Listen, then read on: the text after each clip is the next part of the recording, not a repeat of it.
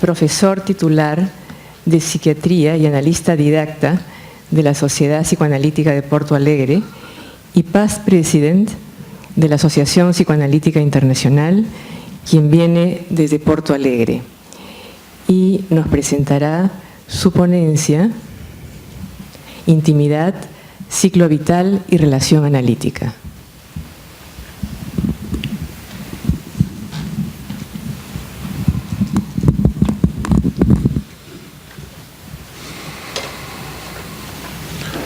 Buenos días. Um saludo a la distancia a Stefano, que imagino que estará nos escuchando, no sé, después de su linda ponencia. Cuando me llegó la amable invitación de María Pía Costa y María Paz de la Puente, comencé a pensar sobre el tema de los vínculos de intimidad y una sucesión de palabras e imágenes me vinieron a la mente. Un bebé con su madre, un chico jugando con su papá, la relación de Pelé o de Messi con la pelota, de absoluta intimidad. Una abuela contando cuentos a sus nietos, Erickson. Dos amigos charlando en un bar. Una pareja haciendo el amor. Winnicott, Melanie Klein. Una sesión de análisis. Carlos Drummond de Andrade. Otra sesión de análisis. Ogden. Una emoción intensa en las Highlands de Escocia. La lectura de un autor querido y la comunión con sus temas y palabras. Y al final me pareció que esas asociaciones indicaban que mi participación en esa plenaria que comparto con mis amigos Stefano y Max estaba definida como la intimidad, el ciclo vital y la relación analítica. Voy a empezar por un breve detour por la mitología y la filosofía, porque el tema de los vínculos de intimidad estimula el pensamiento humano hace siglos. Y como tantos otros temas, encontró entre los griegos muchas de las bases que todavía hoy nos alimentan el espíritu. Quizás, y yo voy a pedir ahora que está apareciendo, yo voy a saltear uno o dos párrafos, así que lo indicaré en el momento oportuno. Quizás una de las obras filosóficas más bellas y poéticas, tanto por la estructura como por el contenido, ha de ser sin dudas el Banquete de Platón, del que ya se habló ayer aquí. Esa obra se diferencia de las otras del filósofo debido a que no presenta el tradicional diálogo en el que se da el acostumbrado ejercicio dialéctico, teniendo a Sócrates como interlocutor principal. Aquí se dan discursos en honor a Eros, la divindad del amor, y que brotan de los labios de los distintos interlocutores. En su famoso discurso, Aristófanes define el amor como a un íntimo anhelo de restitución de una plenitud perdida, de un reencuentro con un total. Uno mismo con el ser amado. Expone que en la antigüedad la humanidad se dividía en tres géneros, el masculino, el femenino y el andrógino. Los seres que pertenecían a esta última clase eran redondos, con 4 brazos, 4 piernas, 2 caras en la cabeza y, por supuesto, 2 órganos sexuales.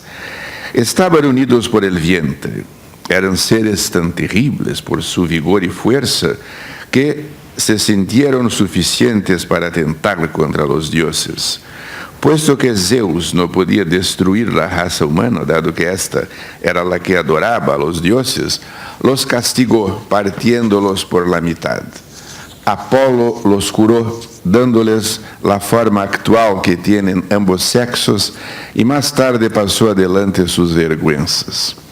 El amor, desde tiempos inmemoriales, trata de unirlos, de manera que cuando se encuentran, se unen de tal forma que es para toda la vida, tratando cada uno de reunirse y fundirse con el amado y convertirse de 2 seres en uno solo, de manera que tan solo podría alcanzar la felicidad nuestra especie cuando se dé el tiempo en que la mitad de la humanidad se encuentre con su otra mitad. Como se puede ver, estamos muy lejos de esos encuentros. En el último discurso, Sócrates relata una conversación que había tenido con una sabia iniciada en los misterios del amor, Diotima de Mantinea. Argumentaba la sabia que el amor no era algo bueno, sin embargo, esto no debía llevar a creer que sería algo malo. Decía que existe un término medio entre los opuestos, poniendo como ejemplo de lo que no es sabiduría, no es necesariamente ha de ser ignorancia. La opinión ortodoxa se encuentra en el medio. Que lo que no es bello no ha necesariamente de ser feo. Y así como existen términos medios entre los opuestos, también los hay con respecto a los dioses y los hombres. Los daimones, demonios en sentido griego. Según Diotima, Eros era precisamente eso, un daimon, y como tal representaba un nexo entre los seres mortales que sufren y los inmortales que habitan los cielos. No podía ser un dios, ya que el amor desea las cosas bellas y buenas, y como el deseo es una señal de privación, Eros no puede ser un dios, ya que el desear significa que está privado de lo bello y de lo bueno, características de los dioses. El amor como tal busca lo bueno en sí mismo, junto con la belleza. Se caracteriza además por querer poseer siempre lo bueno. Esa persecución activa de lo bueno toma el nombre de amor cuando se convierte en producción de la belleza a través de un proceso de fecundación que se da tanto en el cuerpo como en el alma. Todos los seres son capaces de fecundar, sea a través del cuerpo o del alma. La fecundación del cuerpo se da con la reproducción. Ahora yo voy a saltear hasta la página 3, en que está escrito, nos queda claro. ¿Llegó? Nos queda claro aquí que el amor, según Diotima, sea el nexo que une a la mortalidad con la inmortalidad. La única forma que tiene la especie humana y los animales de perpetuarse es a través de la reproducción. Pero con respecto a los humanos, existe otro tipo de fecundación que va más allá de lo corporal, la fecundación del alma. Y encontramos en su exhibición varios elementos que nos ayudan a entender el ciclo vital. Muchos siglos después, en su último libro, Borges dice que, al cabo de los años, he observado que la belleza, como la felicidad, es frecuente. No pasa un día en que no estemos un instante en el paraíso. La belleza no es privilegio de unos cuantos nombres ilustres. Sería muy raro que este libro, Los Conjurados, no atesorara una sola línea secreta digna de acompañarte hacia el fin. Belleza, felicidad, intimidad. Del latín, como ya habló Stefano, íntimus adentro, experiencia interior, relación con uno mismo y con él los otros. Como observamos desde la antigüedad, tiene una natural relación con el vínculo.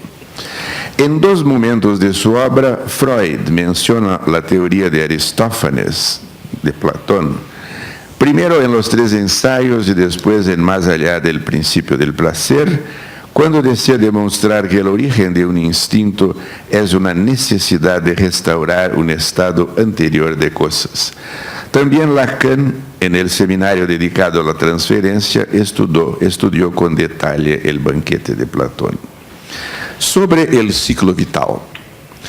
Desde el inicio de la vida, la intimidad tiene un papel central en las relaciones humanas, empezando por el largo periodo en que la madre tiene al bebé adentro de sí y los primeros años de vida, que fueron estudiados con detalle por Melanie Klein y Winnicott, quien describió fenómenos como la preocupación materna primaria, objetos y fenómenos transicionales, y que demostró que no hay tal cosa como el bebé, sino la dupla madre-bebé. Hay una enorme literatura psicoanalítica sobre el vínculo de intimidad entre la madre y el bebé. Una descripción de las etapas sucesivas del ciclo vital encuentra en Erikson. Y aquí un breve comentario. Siempre me espanta la ausencia contemporánea de Erikson en las descripciones psicoanalíticas. A mi juicio, su contribución fue fundamental para que nosotros podamos entender que el ciclo vital no se trata de algo que termina en la adolescencia. El ciclo vital es un proceso de desarrollo continuo que solo termina, si es que termina, con la muerte de uno. Erikson describió el conflicto entre intimidad y aislamiento como característico de la edad adulta. Una vez establecida la propia identidad, tarea de la adolescencia, sostiene Erikson, es posible formar vínculos íntimos y recíprocos y aceptar los sacrificios y compromisos requeridos por tales relaciones. Y ahora ven lo que ha dicho Freud. El amor sexual es, sin duda, una de las principales cosas de la vida, y la unión de la satisfacción mental y física en el gozo del amor constituye uno de sus puntos culminantes. Aparte, algunos excéntricos fanáticos, todos lo saben, y conducen su vida de esta manera. Solo la ciencia es por demás refinada para admitirlo. La intimidad obtenida de tal manera reconstituye la unidad perdida de la que nos habla Aristófanes y reproduce la primitiva relación que un día tuvimos dentro del útero de nuestras madres.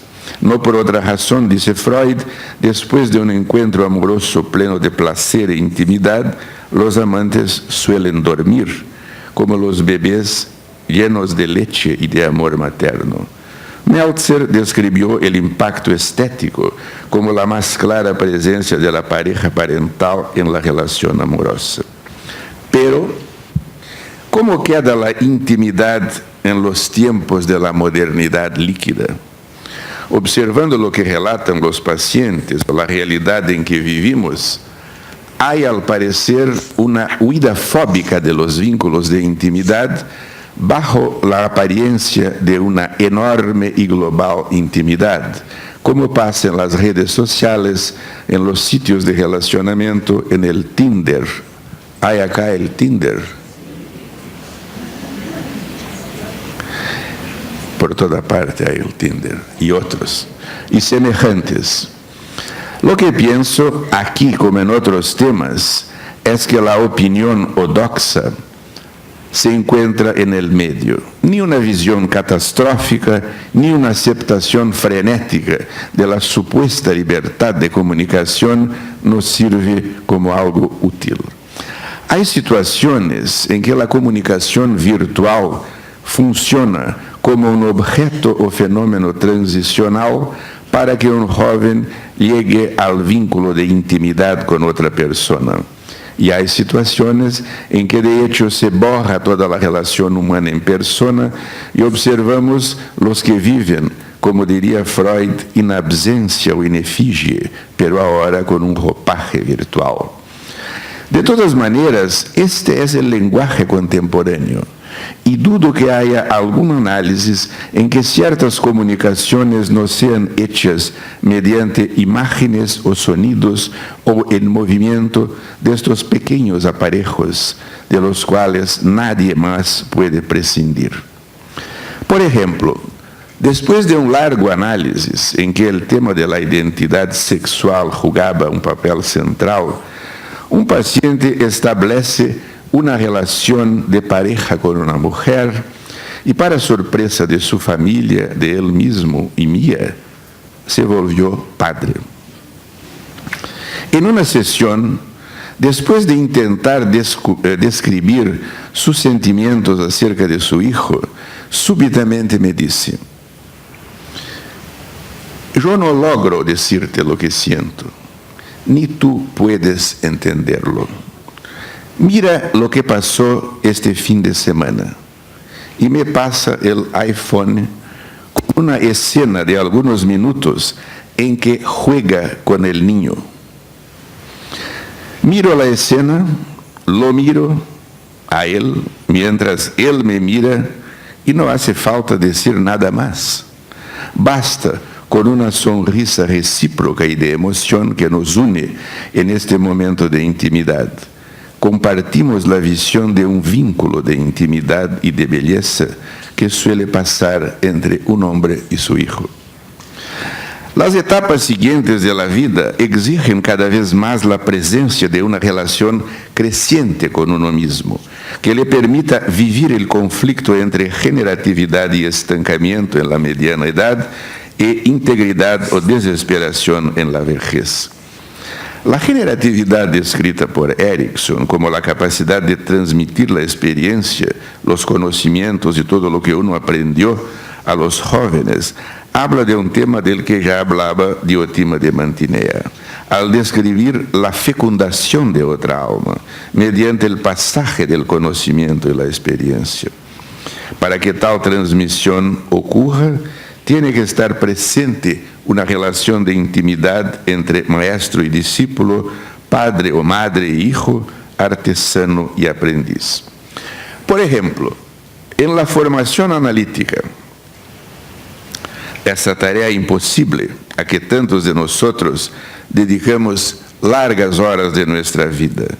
Pienso que toda la serie de reglas parcialmente necesaria, el número de horas para cada tipo de experiencia de aprendizaje, etc., pueda ser una defensa institucional contra la intimidad de la relación analítica que se basa en el amor conjunto al psicoanálisis y a su legado interminable.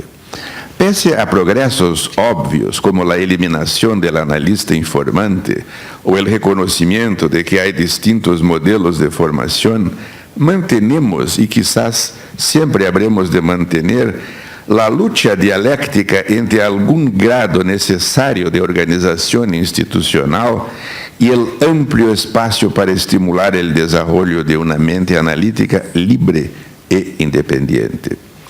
Sin poder hacer una generalización, puedo sin embargo sugerir, de lo que observo hace años en ese campo, que los analistas que han tenido la posibilidad de un vínculo íntimo y al mismo tiempo libre de excesivas intrusiones teóricas o necesidades llenas de narcisismo bilaterales con sus analistas de formación, serán los que establecerán una relación más íntima y libre con el objeto interno psicoanálisis, y que son posiblemente los que podrán contribuir con más vigor para su desarrollo. En la última etapa del ciclo vital, el desafío de los cambios en los vínculos de intimidad consigo mismo y con los demás se torna más intenso. Además de las pérdidas inevitables, tanto en el trabajo como en la situación familiar, que necesitan ser elaboradas con los recursos psíquicos desarrollados a lo largo del ciclo vital, hay toda una sucesión de cambios físicos y mentales y el trabajo psíquico con la inevitabilidad de la propia muerte.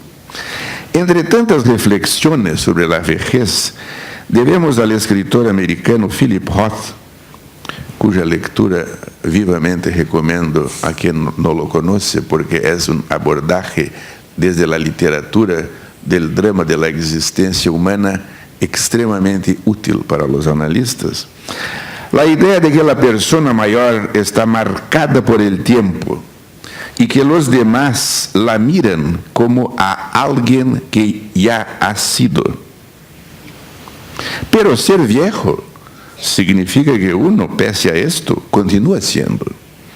Y que sigue estando lleno de vida y de deseos y de fantasías y de búsqueda de vínculos, como cualquier persona de cualquier edad. En esa etapa, el vínculo consigo mismo adquiere particular importancia. Un aspecto crucial de la vejez es el tiempo que pasa. Por un lado, hay un tiempo cronológico que pasa de forma inevitable, pero hay también lo que Daniel Quinodós llama fantasías de eternidad, la representación de un tiempo de otra calidad que escapa a la cronología, pero toma en cuenta la duración limitada de la vida. Ese otro tiempo puede observarse en que Quinodós llama segundos de eternidad, momentos intensos en que la persona siente que existe. El tiempo cronológico queda como que suspendido y la vida adquiere plena relevancia. El choque de la belleza, del amor, de ciertos silencios, de grandes dolores, de elecciones determinantes, la toma de conciencia o de insight en un análisis, son ejemplos de tales segundos de eternidad. La libertad de percibir en la vida tales segundos de eternidad y sentir su sabor es particularmente preciosa para los viejos, pues permite dar un sentido a su vida, reconstituir la historia de los vínculos amorosos con los otros y con ellos mismos, y encontrar en tal proceso la fuerza interna y el amor a la vida que les permite continuar siendo, amando y creando.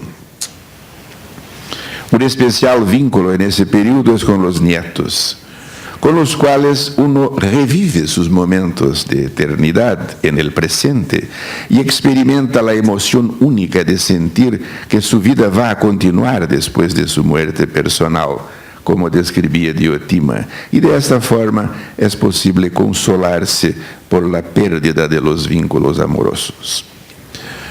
Un paciente de 90 años, que se mantenía todavía muy activo en su profesión, no tenía tiempo para pensar en su muerte. Pero en una sesión logré preguntarle si sentía miedo con la perspectiva de su muerte.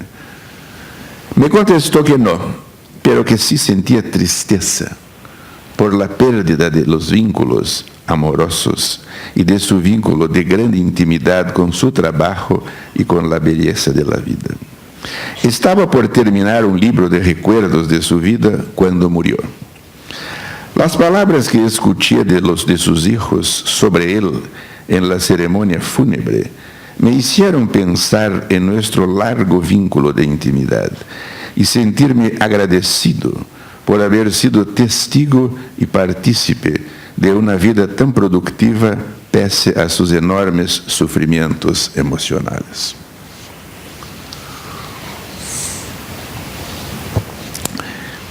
En la relación analítica.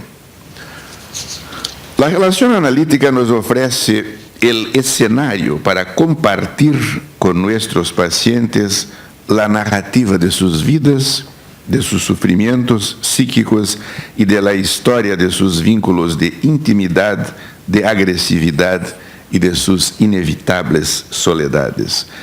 De entre tantas contribuciones a la comprensión de lo que pasa en la relación analítica, a mi juicio, debemos a Melanie Klein y a Bion los conceptos y los insights que inauguran un nuevo paradigma, y a Hacker y a los Barranger las nociones claves de contratransferencia y de campo analítico, que permitieron a los analistas de hoy un trabajo más cercano con la emoción compartida en cada sesión y la posibilidad de trabajar con material analítico más profundo. Para mí, nociones como la disposición a la maternidad de analistas de ambos sexos, de Janine Chasgues-Mirgel, y de escucha de la escucha de Heidi Feinberg, nos permiten entender mejor lo que estamos haciendo y por qué. Chasgues-Mirgel considera que en la mayoría de los casos, los analistas llevan a su trabajo una mezcla equilibrada de rasgos femeninos y masculinos, fruto de sus propias identificaciones maternas y paternas, aunque piense que la feminidad tenga rasgos más profundos que van más allá de las referidas identificaciones. Examina aspectos peculiares de la contratransferencia, que se supone indiferente en los dos sexos. Por ejemplo, en la disposición a la maternidad se incluye la capacidad de esperar y ver desarrollarse una relación en un lento y paciente trabajo cotidiano que recuerda el embarazo. Considera además que el encuadre analítico representa el regazo materno y al mismo tiempo la garantía de que éste no va a absorber al niño analizando para siempre. Así, en tanto límite, el encuadre es esta ley corte que representa al padre. Un autor que representa, a mi juicio, una nueva frontera en la práctica del psicoanálisis de hoy es Thomas Ogden. Si tomamos, por ejemplo, entre tantos, uno de sus trabajos sobre la imposibilidad del ensueño, en que parte de Bion y de Funes el Memorioso de Borges, y él siempre está trabajando con la teoría psicoanalítica y la literatura y el arte en varias expresiones, para estudiar en detalle un material clínico, podemos acompañar los movimientos de la mente del analista, que utiliza todos sus recursos de memoria y oníricos para construir con su paciente una red de sueños en las sucesivas sesiones que pueden dar significado presente y pasado a su dificultad de ensueño y establecer un vínculo de intimidad. La amistad de transferencia propuesta por Canciper, como contrapunto a la noción de amor de transferencia, es una transferencia positiva sublimada que favorece la alianza terapéutica. Se manifiesta en la dinámica del campo analítico en el seno de una atmósfera afectiva confortable, tierna, íntima, distendida e intensa a la vez. En la amistad de transferencia, tanto el analista como el paciente se sumergen en una entrega franca y profunda, preservando al mismo tiempo la asimetría funcional del proceso analítico. Mientras que por el general el paciente ha vivenciado el arquetipo del amor de transferencia en su infancia, en el vínculo con uno de sus progenitores, en la amistad de transferencia, se pone de nuevo en escena una antigua pieza correspondiente al vínculo exogámico con los amigos y compañeros de la infancia y adolescencia en sus connotaciones tanto positivas como negativas, abriendo desde aquí el camino hacia la historización de los fundamentos infantiles y adolescentes en el paciente relacionados con los afectos y representaciones ligados a la temática de la amistad. En efecto, la amistad de transferencia opera como un indicador clínico particular que se manifiesta cuando se genera una atmósfera de intimidad, confianza y franqueza profundas en el campo dinámico entre paciente y analista. Y suscita como consecuencia hacer conscientes ciertos deseos reprimidos y escindidos que por dolor, culpa o vergüenza habían sido acallados secretamente al infligirle al paciente una intolerable vejación psicológica. En mis contribuciones al tema de la escucha analítica, traté de estudiar y proponer una nueva contextualización de la neutralidad analítica y examinar la escucha del analista en situaciones traumáticas y los cambios de su escucha cuando se torna progresivamente mayor.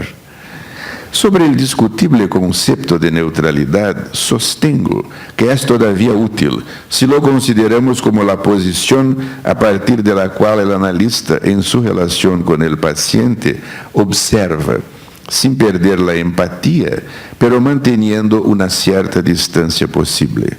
Tal posición no significa ausencia de espontaneidad o naturalidad, pero hay que saber que estamos tratando de una posición amenazada por influencias internas y externas y que intentamos mantener dentro de las posibilidades. Siempre que procuro ejemplos, y cada uno de nosotros puede ofrecer varios, sobre la difícil posición de neutralidad, los mejores que encuentran están en los libros escritos por los pacientes de Freud sobre su modo de analizar y de relacionarse en la sesión. Más que los textos del propio Freud, lo que cuentan sus expacientes muestran un analista espontáneo, abierto, dentro de la técnica y saliendo de la técnica, pero con una capacidad de construir campos dinámicos con cada uno de ellos. Sobre la escuta analítica, solo quería decir que uno escucha armado de teorías, pero al mismo tiempo de su vida, de su historia, de sus fracasos, que enseñan más que los sucesos, y de todas sus relaciones de objeto y de toda la personalidad que construyó. En un fragmento clínico, espero, y estoy llegando al final, poder ilustrar varias de las ideas que he expuesto. En una sesión reciente, el paciente, un administrador de empresas, llega con 25 minutos de retraso, muy ansioso, diciendo que estaba tratando de encontrar su valija con todos sus documentos que había olvidado en un taxi. Su descripción era de un conductor agresivo, con el cual por poco no se peleó, porque el conductor no aceptaba sus indicaciones de trayecto. Al final, logró recuperar su valiosa valija. Mi reacción interna fue pensar en lo que Betty Joseph denominaría la interpretación plausible, algo obviamente transferencial, en una lectura casi literal de lo que decía el paciente. Pero me di cuenta que sería la expresión de una irritación mía, así que me limité a escuchar. Fue solamente al día siguiente, ambos más calmos, que fuimos capaces de acercarnos de los significados internos de la situación del día anterior. El paciente vive un cambio significativo de sus defensas, que siente como una pérdida de lo conocido, de su identidad y de sus documentos. Pero cuando relató sus dificultades con los padres ancianos y enfermos, y cómo fue difícil encontrar un taxi con los dos en una tarde de lluvia, y me permití mirar en mí mismo una situación semejante vivida hace años con mi madre, sentí algún acercamiento y me fue posible alguna forma de intimidad con él.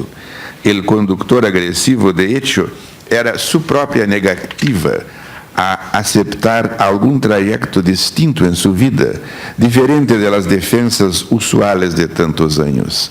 En el campo analítico, trataba de hacer el enactment de su situación conflictiva y me invitaba sutilmente a adoptar alguna de las posiciones del conflicto.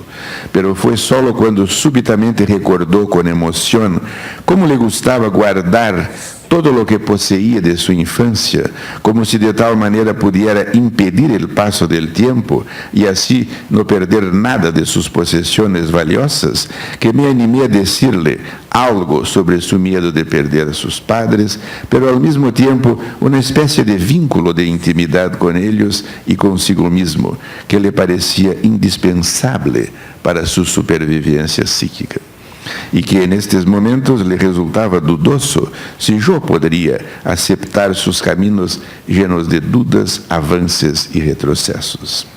En el silencio reflexivo que se siguió, sentí que habíamos logrado restablecer una cierta intimidad, de la cual en general se defiende con vigor, de la misma manera que se defiende de vínculos de intimidad con miembros de su familia. Por fin, hay que buscar desarrollar la disposición a la maternidad, o la segunda mirada, o la calma que se requiere para encontrar la interpretación o la pregunta o el silencio que nos permita vivir momentos de intimidad en la relación analítica. Cuando el poeta brasileño Carlos Drummond de Andrade habla de la búsqueda de la poesía, podemos escucharlo hablando de la búsqueda de un instante de intimidad o quizás de eternidad. penetra sordamente en el reino de las palabras. Ahí están los poemas que esperan ser escritos. Están paralisados, mas no hay que desesperar. Hay calma y frescura en la superficie intactas. Elos ahí solos y mudos en estado de diccionario. Convive con tus poemas antes de escribirlos. Ten paciencia si son oscuros. Calma si te provocan. Espera que cada uno se realice y consuma con su poder de palabra y su poder de silencio. No fuerces el poema a desprenderse del limbo. No recojas del suelo el poema que se perdió. No adules el poema. Acéptalo, como él aceptará su forma definitiva y concentrada en el espacio. Acércate y contempla las palabras. Cada una tiene 1000 rostros secretos sobre el rostro neutro y te pregunta, sin interés, por la respuesta pobre o terrible que le dieres. ¿Trajiste la llave? Gracias.